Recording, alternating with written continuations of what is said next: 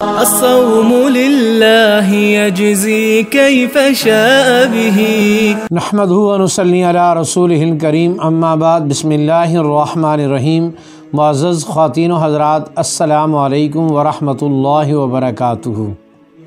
میں آپ کی خدمت میں حاضر ہوں پروگرام سنہری باتوں کے ساتھ، اور آج کی مجلس میں آپ کے سامنے اس بات کو عرض کیا جائے گا کہ یہ جو نماز عصر ہم ادا کرتے ہیں، جس کے بارے میں اللہ جل جلالہ کی ذات نے قرآن مجید میں فرمایا حافظوا علی الصلوات والصلاۃ الوسطی، اور ماں عائشہ رضی اللہ تعالی عنہ سے پوچھا گیا صلاۃ وسطی سے کیا مراد ہے، کہ جب حافظوا علی الصلوات ساری نمازوں کی حفاظت کرو تو اس میں پانچوں نمازیں شامل تھیں۔ اللہ جل جلالہ کی ذات نے الگ صلاۃ وسطی کا ذکر کیوں فرمایا؟ تو ماں عائشہ رضی اللہ تعالیٰ عنہ فرماتی ہیں کہ صلاۃ وسطی سے مراد نماز عصر ہے۔ نماز عصر کی اتنی بڑی اہمیت ہے، تو سب سے پہلے نماز عصر کس نے ادا کی؟ تو سب سے پہلے نماز عصر حضرت یونس علیہ السلام نے ادا کی، جب اللہ رب العزت کی ذات نے ان کو مچھلی کے پیٹ سے نجات عطا فرمائی۔ مچھلی کے پیٹ میں حضرت یونس علیہ السلام نے اللہ رب العزت کی ذات کو پکارا، فنادا فی الظلمات، اور پکارا حضرت یونس علیہ السلام نے اندھیروں میں، اللہ الہ الا انت سبحانک انی کنت من الظالمین۔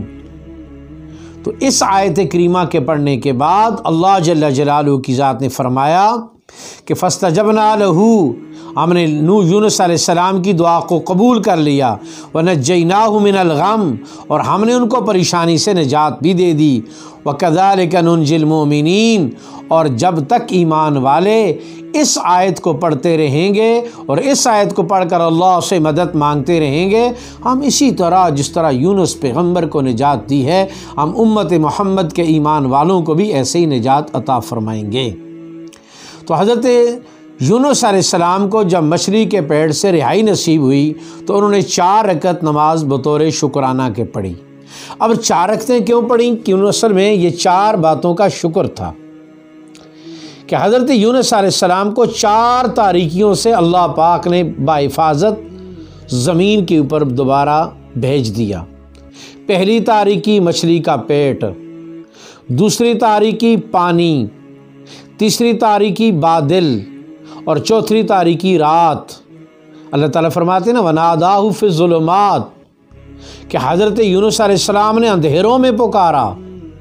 تو یہ کئی اندھیرے تھے، چونکہ لفظ جمع کا ہے اور جمع میں کم از کم 3 فرد ہوتے ہیں، تو یہاں 4 اندھیرے تھے۔